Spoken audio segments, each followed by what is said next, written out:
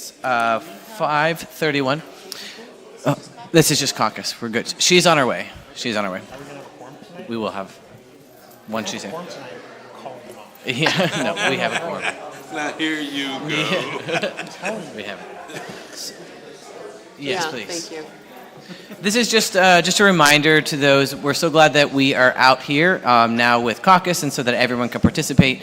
But the acoustics in this room are not great. In fact, they're a little too great. Is probably the real issue. And so whenever there's chatter, it comes up and it gets picked up on the mics, and then it's heard on the YouTube as well. So just a reminder: once we're in this space, if we could still just keep the chatter down. So thank you.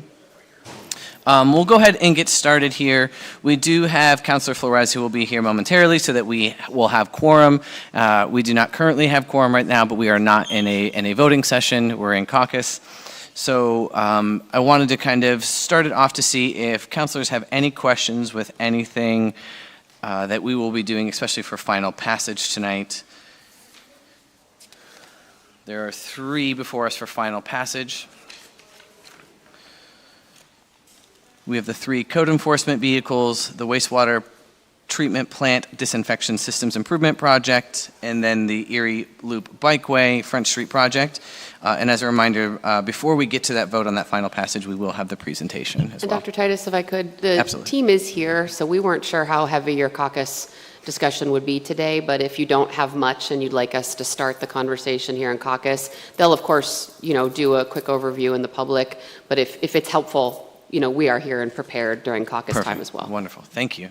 We'll probably take you up on that offer. Just to make everybody aware, council aware as well, we had on the agenda a street renaming and a designation that was going to be done by Councilor Troop that we are going to go ahead, and this is with Councilor Troop's permission, as he's not able to be in attendance, to pull this off tonight's agenda.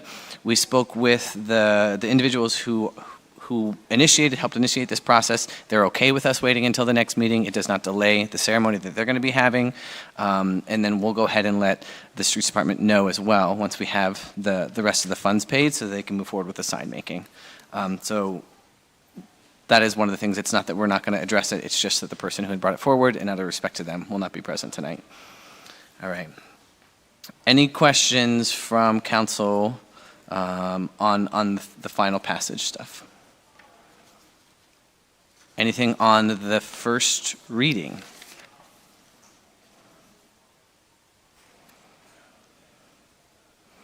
For first reading this evening, we have the firefighter protective equipment and then the $2,150 for the certified local government grant.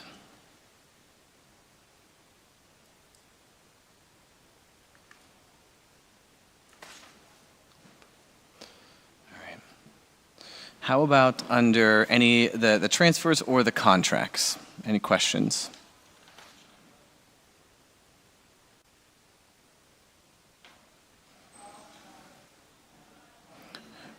The one question I did have, and I know I had briefly spoken with Jason Sayers from Public Works around what does it mean when we say unit prices, and if he wouldn't mind just kind of going over what we had gone over. About how that's within the contracts and it's not an indefinite number. There's still a cap on unit prices. If you wouldn't mind just coming up to that. Thank you. So, yeah, and so just so everyone can follow along, when we're looking under contracts, we're looking at items 4,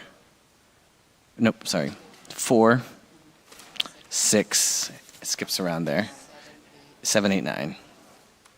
Okay, so we have items 4, 6, 7, 8, and 9. So those are all uniforms, different vendors, 5 different vendors for Public Works, and they're all per unit prices. So what they are just bid sheets of various, it's actually all safety related uniforms and equipment. One is, number 7 is shoes, but they're all per unit prices, and then the amount per Teamster is spelled out in the Teamsters contract. Thank you. I think it's just important for council to know, but also for the public to know that when we're talking about unit prices, that again is within a parameter, and that there is it's laid out in the budget as well, but it's also contractual within just like their union contract as well. Correct. So thank you. Thank you. Thank you. Any other questions from either of you on anything? All right.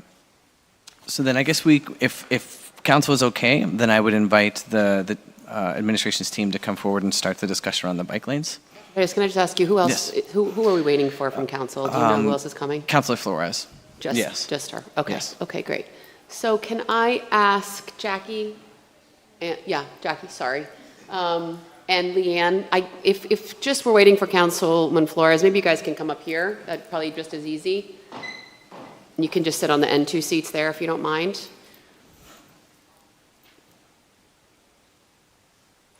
So I just want to remind council, we had talked about, you knew that this bikeway project was going to be on the agenda. We understood from Councilman Brzezinski that his main concern was about the connection of the bike lane routes. So you have a handout here. That's a slide that the team is going to go over, but we wanted to highlight this for you particularly because we knew this was the main concern.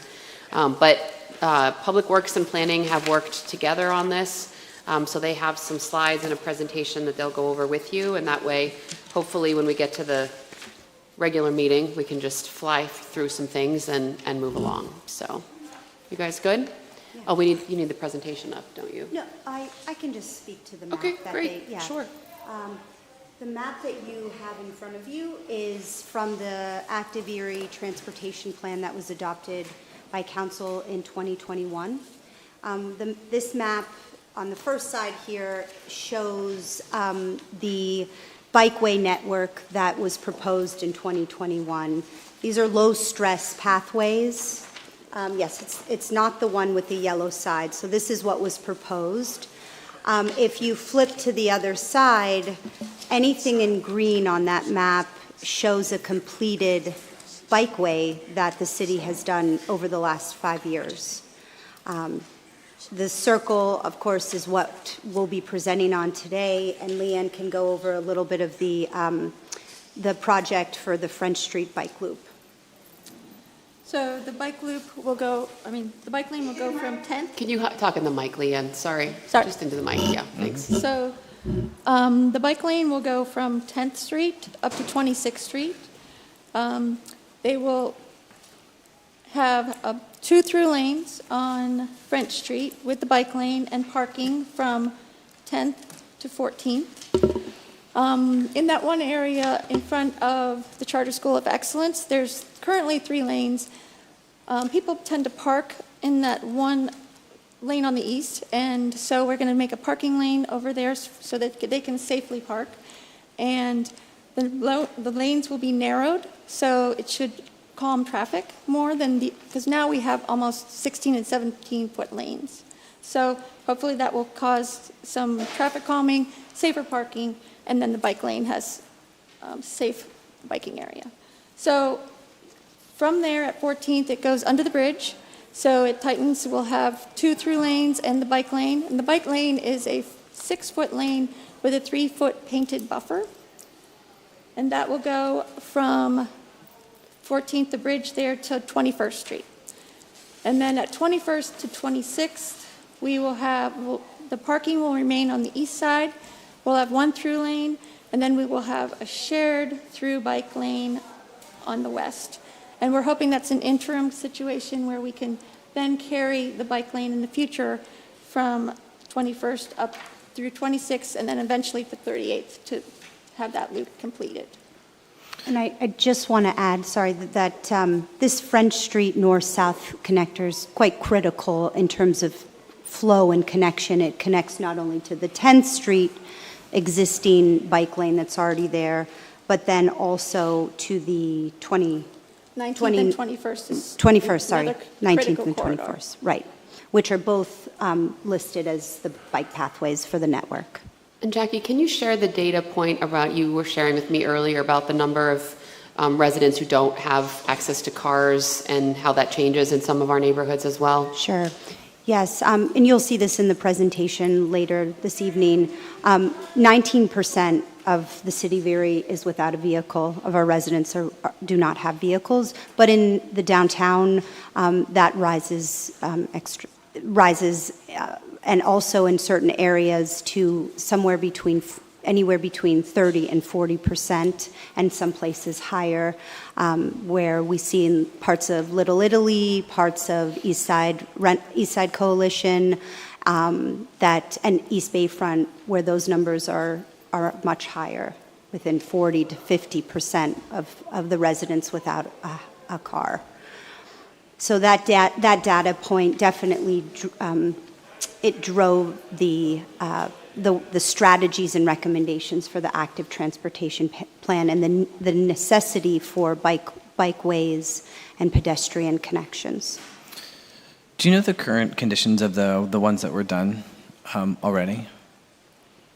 The bike lanes that were done already? Yes. The current condition. Yeah, I drive over East 38th. Some of those ones are like pretty worn off already, and I know Right. that's a high traffic area. Winter isn't kind.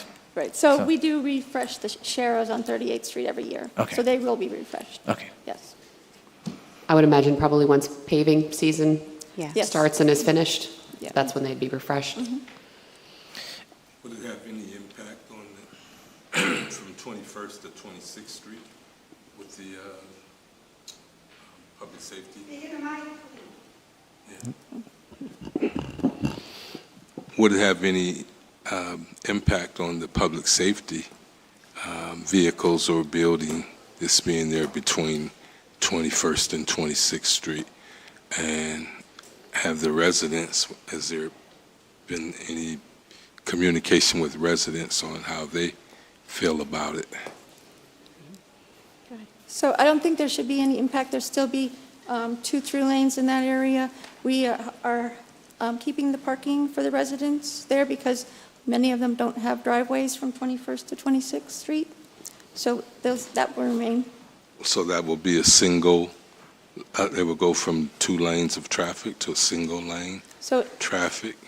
in that section, we're going to have a single lane of traffic and then a shared through with bikes and vehicles, similar to 38th Street with the Sharrow. But there's not been It's any. not a dedicated bike lane Right. there. And I guess, again, has there been any engagement with that neighborhood? They have a pretty active neighborhood watch group. Has there been any engagement with the residents there? Not Not since Not we since had the- our public meetings with Green Garden and French Street at the same time. As I know, Mr. Gamble, a few other residents up there are pretty vocal about what happens in that neighborhood. So I was just wondering. And I think Councilman Horton is exactly right. I think once council agrees, and as we said, we wanted to give plenty of time for council to vote, but I think our next step then will be to revisit with Center City. I believe, is that right, Councilman Horton? I think that's the neighborhood watch there I believe so. Okay. They're pretty active. at Booker T there.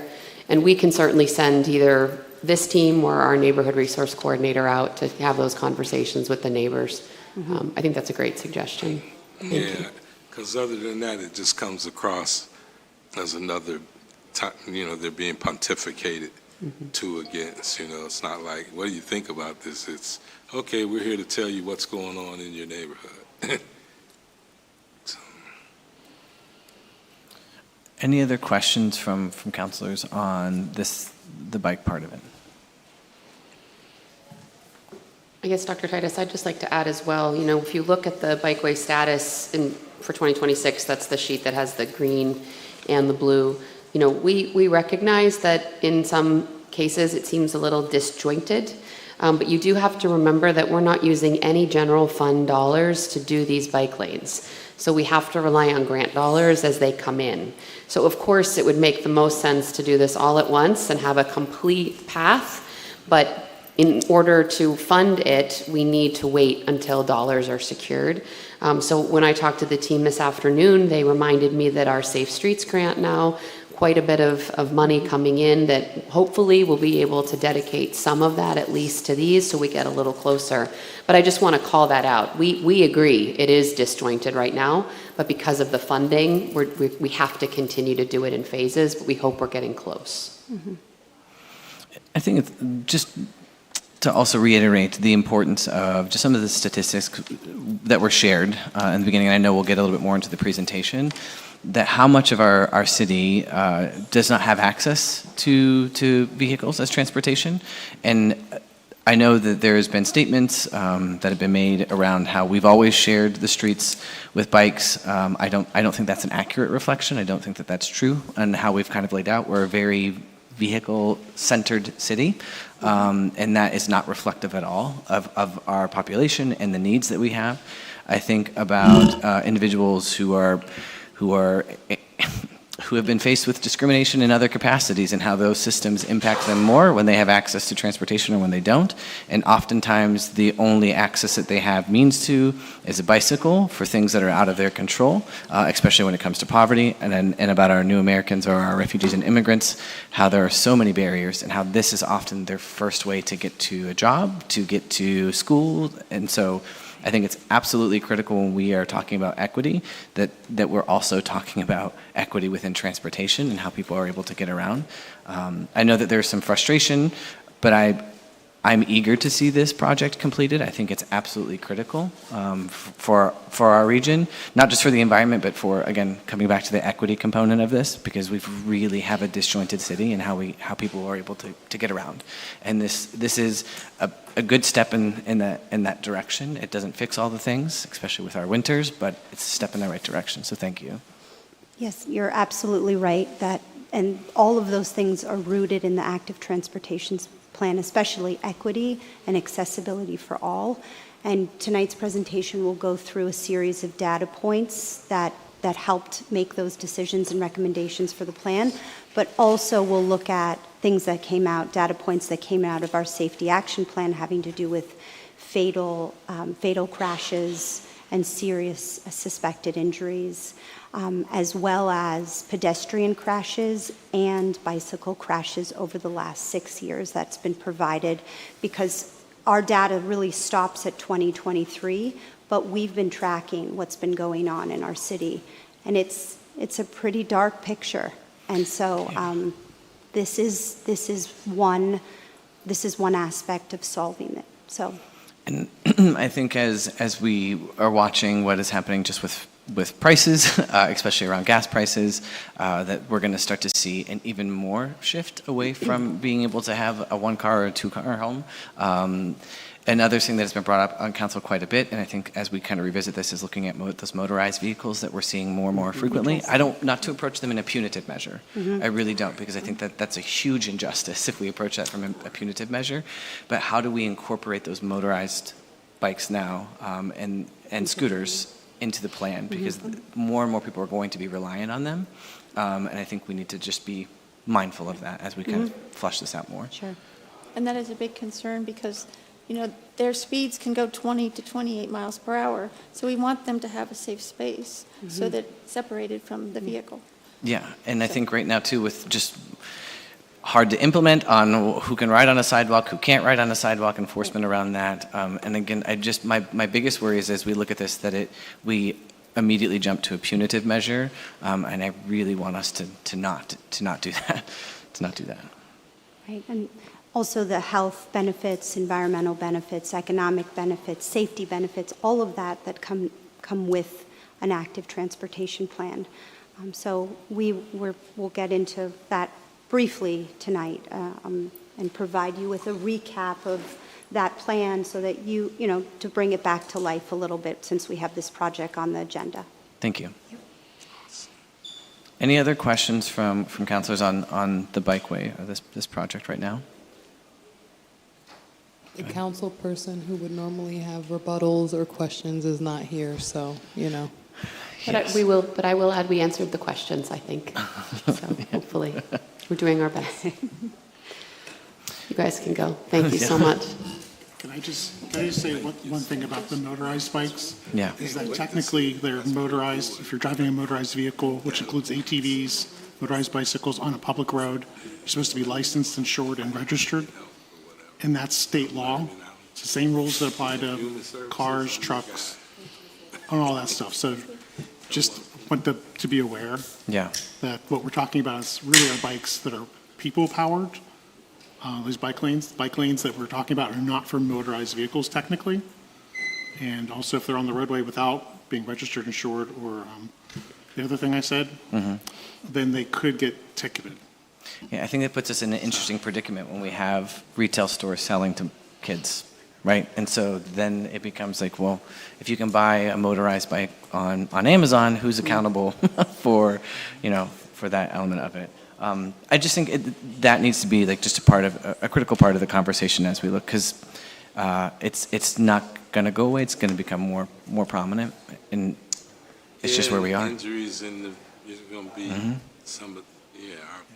our public safety is going to be Yeah, taxed absolutely. on a lot of that Yeah. stuff too. More prevalent they become, they don't see the motorcyclists out here now. Yeah, agreed. Absolutely agreed. One of the things I did want to come back to, I did attend the presentation last night, and you had mentioned just the literacy component.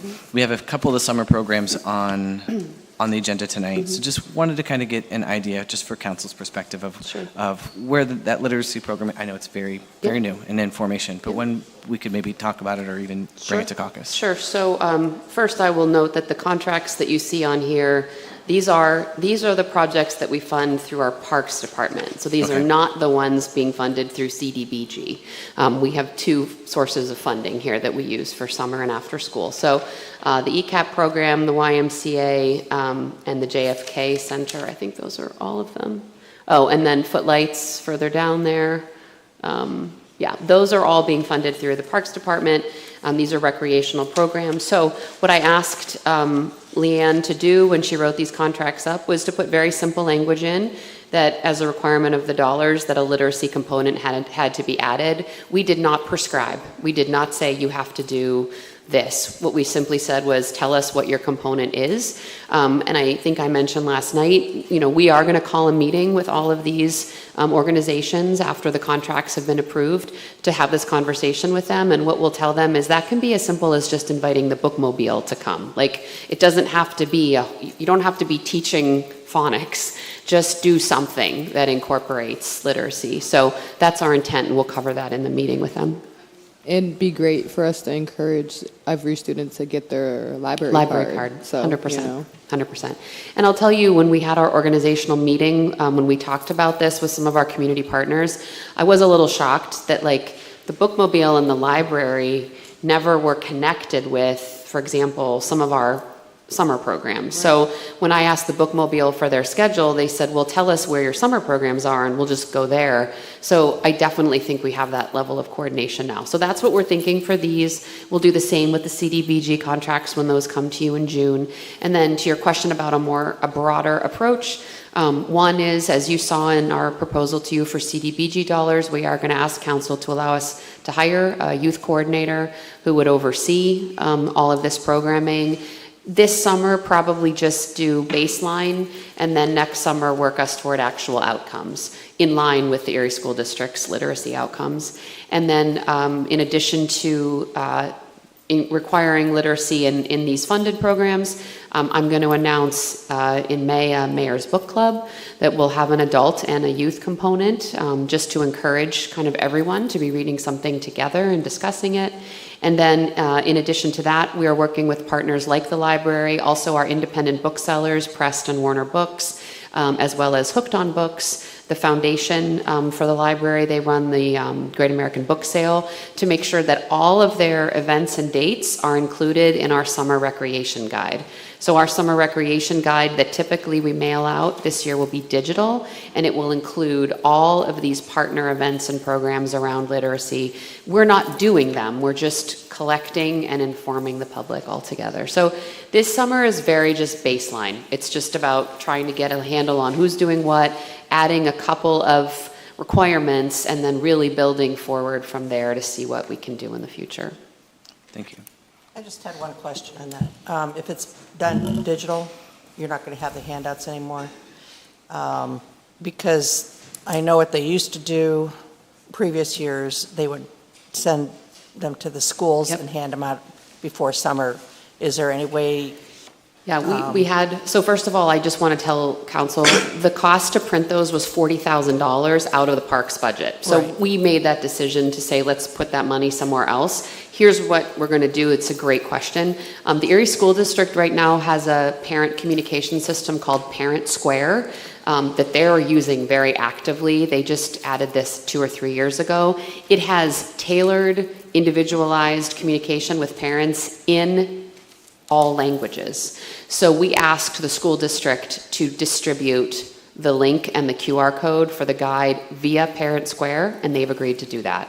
And we honestly believe we'll reach more kids that way. Oh, definitely, yeah. I just wanted to make sure. You're they were absolutely right, getting the yep. information. And it will allow us to do it in all the languages as well, Good, which I okay. think is a win. Thank you. Any other questions from counselors on anything that we have before us tonight? Just can we have a QR code in the clerk's office so that people can, be able to get that information as well? Because I'm used to people being able to come into the lobby and grab a booklet, and for those people who still want the information but might not have the access at the moment, I would prefer us have something for them to scan and get access on their personal device. We're actually going to print, we have bookmarks designed. They're very easy to print in our print shop, and that will kind of detail our approach and focus on literacy, and it will have the QR code printed on those. So anyone who comes into City Hall at least can pick those up. Thank you. I may be making a mirage of this. Did you announce the summer schedule, just with the music? We announced the events. The events, We okay. announced the events related to America 250. We have so much in the summer that we had to kind of piece it out. So yes, you're not imagining it. You're paying attention. Yesterday we announced the schedule for America 250 PA and Celebrate Erie. That and the Sounds of Summer concert series, and then some changes to the 814 concerts. Those events were announced yesterday. On May 14th, because we got a lot of questions about this, on May 14th, we will announce the headliners for Celebrate Erie and the Sounds of Summer lineup with the actual bands. That's coming on May 14th. And on May 7th, we'll announce the schedule of youth recreation programs. So we're doing it in chunks because there was so much of it. This has been a constant discussion, and I think one of contention at many times, is just the flow of Celebrate Erie, how it has impacted the downtown businesses, actually taking away quite a bit of business just where the stage and stuff, the location was. I'd warmly welcome a visit to Caucus to kind of lay out how it's going to flow, and just so this is something that's been brought to us quite a few times. I will be happy to send you the map for this year. Just in a nutshell, we've moved the stage to the south end of the area. So the stage will now be at 9th and State. We did that on purpose because we wanted to avoid disruption to our downtown businesses between 4th and 5th Street. Now, I will tell you, they're not all happy about that, because if you have a bar or restaurant down there, you probably got a little more business when the stage was down there. But on the other hand, moving it up to 9th Street, now businesses like the Plymouth or Five Iron or the ones that are a little further south, they might get that business. So we want to try it. So the stage will go to the south end of the area at 9th and State, and the marketplace where you can shop will go down between 4th and 5th, which will allow for vendors as well as our brick and mortars. We have brick and mortar shops down there. So we thought that's where it made sense to put the marketplace, the shopping district. The Taste of Erie, the food, will still be in Perry Square here, and the Chalk Walk will be in front of the Art Museum. I do want to say something to council, because I know that this has been something that perhaps you're used to. Part of the decision to move the stage, part of the pushback or the discussion it was in the past that the steps on the Art Museum were VIP seats for council, for the mayor, for sponsors. We did away with that. I felt that it was not necessary to have the stage in that spot solely for that reason. So instead, we're going to do a sponsor event on the Brig Niagara, closer to Celebrate Erie date, where our sponsors will be invited. All of you will be invited. It will be a separate event. But we just I didn't like the idea of having that kind of section. It felt like something that wasn't necessary. So those will go away. We want to make you all aware of that. Yeah. Any other questions? I'll send the map to Thank all you. of you. Thank you. Mhm. All right. We still have about 30 minutes before the public meeting is set to start. I do think this is a good time to just make everybody aware that we do have the public hearing as well tonight. So what happened last time and what I suspect will happen this time is public comment will start roughly like at 6:35-ish, and then the public hearing will start at 7. So what happens on public hearing nights is the public comment tends to get disrupted. We have to stop. We have to go with when the time that the public hearing was advertised, so we have to do that 7 o'clock time. And then we'll go through the public hearing and then resume public comment after. So it's not that we don't want to hear from everybody. We actually want to hear from everybody. And then it also gives the public an opportunity to hear the public hearing and incorporate that into your public comments after, if you would like to, just so that everyone kind of understands the flow of what's going to happen tonight. We'll have the presentation. If you were at Caucus, you got to see a little bit or hear some of the data around the bike loop, but we'll actually see the presentation starting there. Dr. Titus, could I just ask too, since we have some time? Yes. Just as a follow-up to our study session last week, is anyone on council who's here opposed to us proceeding with some of the changes we discussed? We'd like to at least move forward to bring you some ordinances, and unless there's any kind of concern, I just want to, if I can get some head nods so that we can keep that moving. Yeah, I am very curious to see some other ordinances that we could incorporate, and to see what some other cities are doing. I had started reviewing the Allentown one. I know that you all were planning a trip. We are. I would love to come and just have some of those discussion with counselors down there as well. I'm in favor, and I'd love to see this start moving as diligently, but as quickly as possible. Okay, so we'll start preparing the things that will need to be officially reviewed for all of you to begin reviewing. Great. Yeah, from my experience on council, most people don't want to go against anything until they see something. Sure. So, all their questions will come from whatever legislation you bring forth. So That's helpful. Thank you. Yeah. And I always say more information is better. So. Well, I'm excited about that there is some movement. I don't think it's anything we should drag our feet with. I think time is of the essence. I don't look at it as a problem, and I keep using the word crisis because that's what we have is a crisis. And so I'd be happy to see the administration move forward, but mindful that we as council have some work to do too, and there are some things, and as much as I saw all of the good things that I did at the study session, it left questions and room for us to inject more verbiage that would lend itself more on the citizen side of some things instead of always the developer or the landlord or the, yeah. So please, by all means. Thank you. Thank you. All right. Any other questions or anything that maybe we went over in the last study session, things that we've heard, any calls or emails that we've received that we want to address now since we have a little bit of extra time? We're getting a lot of paving questions, just to let you know. I don't know if you're all getting those too, but we are aware and we're getting ready to begin. Paving actually should begin here pretty soon, and then we'll share with you the schedule when we have it. It will begin, and then we'll share with you kind of where we are and what the plan is. So we'll have that for you soon, but we're very aware. Process determined? Determined, yes. I asked this year. Okay.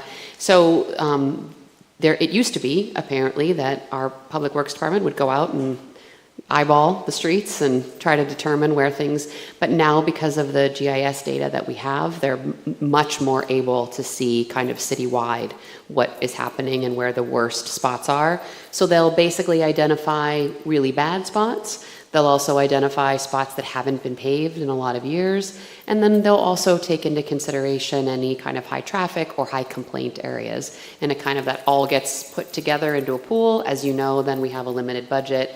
And what comes out of that is a list of proposals that they have for the summertime. And not that, I don't want to be presumptive, but to just request, I guess, so that it's also stated publicly, that I think that there has always been an inequitable process that has gone through this, and we see certain areas that get their streets repaved or money put in there, and then we see certain areas where they're not. I will tell you that Public Works has told me that they are very careful about at least doing an east side, west side balance. Like, they're very sensitive to that. Now, does that mean that there's complete equity? No, but they are sensitive at least to the east and west sides. But certainly, there's always room for improvement as those decisions are made. Thank you. And it does take a while for everything before the money comes in, before they make the lists. And Public Works has been diligent with the potholes. I see them everywhere, every day, so they have been really good with that. So hopefully that helps. Yeah, and if I ease could the- just say on that too, you might have seen last week, we did a news piece on pothole repair. We're doing cold patch pothole repair right now. Most people will tell you that the hot patch is better, but we have to wait until the summertime to do that. So we saw some complaining, like, why are we doing it that way? That's what we have to do right now. And then, we can do some additional hot patch in the summertime. But just in case you were getting those questions, there is a reason for that. Well, not about anything on the agenda or CDBG funds, but still it's starting to become a pet peeve for me, and that's our relationship with the Erie Parking Authority. And so I would be Yep. really, I'd be really anxious to start to address that. I think after the amount of time that we've allowed to elapse is unacceptable. I have an update, Mr. Horton, if that's okay. I had on my calendar that the Erie Parking Authority Board met yesterday, maybe the day before.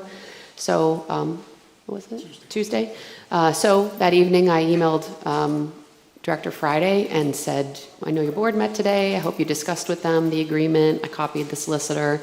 And he responded and said that they discussed it a little, but they feel they need more discussion. So now they're going to do a poll for another meeting on this topic. So I'd hoped that maybe we'd have a little more, we were going to begin the discussion. It sounds like it's going to take a little bit longer. So I guess I want to say to you, I'm not opposed to council moving this along as well, because we're doing the best we can, but as of right now, we're being told it's going to be a little bit longer. So grateful for your movement as well. I think to kind of reiterate what you said, Councilor Horton, is that there, just for the public knowledge, that there has not been a receipt of payment, despite there being, I think, a contractual obligation that there was supposed to be one. Well, there's not a signed contract, Not a signed contract, non-signed okay. agreement, so. Okay. Which has meant that with a non-signed agreement, there is no payment, so therefore there's funding that the city could have been entitled to, but we haven't been collecting. Correct. So I think it behooves us as council to use the authority that's so vested in us to guide this along here. To do anything less would be dereliction of duty. We all took an oath. We said that we would be fiscally and responsible, and we took a fiduciary obligation to do that. And it's inching close to a decade now, which is with all these issues we have, all these problems we have in the city. I think that you should take a note, Dr. Titus, from council, requesting that a study session or because I don't want to do a closed door thing. Yeah. But that he should come forward and answer some questions as to why. Here would be my request then from council is, would we, I know that three of us are missing this evening. If we don't get the response worthy of our office, then we should take a more dire approach. Would we be okay with me scheduling a study session, an additional study session? So I know we've only been doing one, but I think that this does warrant, especially with the summer coming up, maybe And I would adding also additional. add that it should not just be with him, but that it should be with his board, to include his solicitor and ours. I'll get to work on this immediately, absolutely. Are we okay with me doing an additional study session with this? Okay, Mr. Horton, thank you for that. Appreciate it. all right. I did have another question, and it's gone, so Uh-oh. it's I'm okay. sorry. No, no, I'm that tired. was, it's absolutely pressing, and I think it's one that has been another one that has been consistently brought up, and we haven't really received a resolution there. So we need to do that. We absolutely need to do that. Any question, anything else, or any other comments from anyone? No? I would suggest that when you write that letter, that you run that through our solicitor. Absolutely, absolutely. So we don't want, because it might not be so friendly. Yeah, absolutely. I'd like our solicitor to be the not-so-friendly one. Firm, firm, but not so Firm, friendly. Huh? Yeah. Yeah, I do better in person. We have roughly 20 minutes for before the public meeting starts. If there's nothing that council would like to discuss further in caucus, we can go ahead and recess caucus, get the room set up then for our public meeting and public hearing.